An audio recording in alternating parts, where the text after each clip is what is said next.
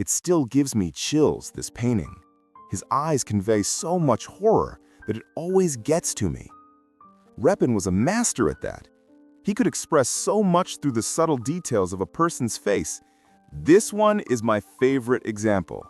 The contrast in the details, even in the hands and in his eyes, is disturbing in such a wonderful way. Painted between 1883 and 1885, this artwork depicts the first and founding Tsar of Russia, moments after murdering his own son. I think this is one of the greatest paintings in the world and one of the most haunting things I've ever seen. It's hard to look at. It's the horror in Ivan's eyes. What he did can never be undone. His son is dying and it's his fault, and there's nothing he can do about it. It's the ultimate sin, killing your own child. And he's just holding him, rocking him in his arms. And the son knows he's dying too, yet there's no hatred in his eyes, only sadness and a single tear. I can't even tell if he's trying to hold on to his father or push him away. He's so young, with his whole life ahead of him, and suddenly, it's over.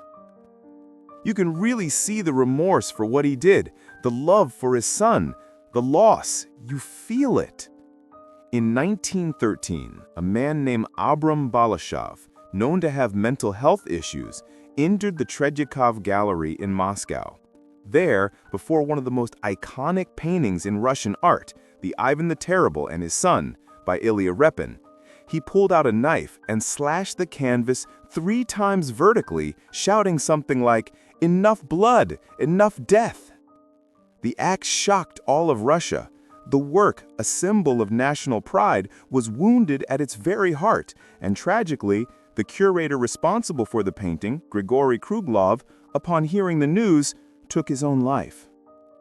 More than a century later, in 2018, history repeated itself. Another man entered the same gallery, attacked the same painting, and shouted, "Ivan did not kill his son."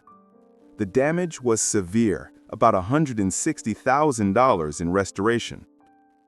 Although Repin had largely moved away from painting historical episodes, Ivan the Terrible and His Son remains one of his greatest achievements in that genre. The focus of Ivan the Terrible and His Son is not on the murder itself, but on its aftermath. In the Tsar's eyes, wide with shame and remorse as he realizes what he's done.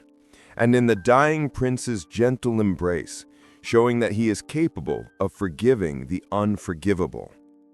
To understand why this painting evokes such strong emotion and such anger, we need to remember who Ivan IV was, the first Tsar of Russia. Known as Ivan Grozny, a term literally meaning formidable, fearsome, or dread-inspiring, he was the first Russian ruler to adopt the title of Tsar, equivalent to emperor. In his youth, Ivan was considered intelligent and even promising, but everything changed in 1560 when his wife, Anastasia Romanovna, suddenly died. Convinced she had been poisoned, Ivan descended into paranoia and violence. From that moment on, he trusted no one, not nobles, not advisors, not generals. He created his own personal police force, the Oprichniki, and gave them full power to arrest, torture, and execute anyone deemed an enemy of the Tsar.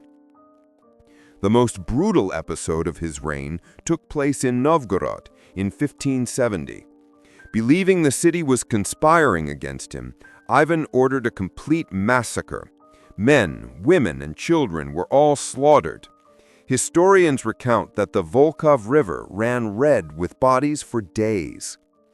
But the most infamous and most debated act was the murder of his own son, the Prince Ivan Ivanovich. According to legend, the Tsar saw his pregnant daughter-in-law wearing clothes he considered indecent by court standards. Enraged, he struck her, causing a miscarriage. His son, devastated, confronted him. The argument escalated, and Ivan, consumed by anger, hit him on the head with his scepter. When he realized what he had done, he desperately tried to stop the bleeding, embraced his son, and begged for forgiveness. They say the prince died 4 days later, and the Tsar never recovered from the guilt. In the painting, Ivan holds his son's body with an expression of pure despair. Blood still trickles from the young man's temple. The Tsar's hands are stained red, and his gaze seems frozen somewhere between horror and disbelief. Notice the colors. Red dominates everything, from their robes to the walls, symbolizing not only blood, but guilt spreading across the entire scene. The spear on the floor is more than a detail. It's the symbol of fury abandoned, the instrument of sin left behind at the very moment of regret. The faces are a masterclass in emotional expression.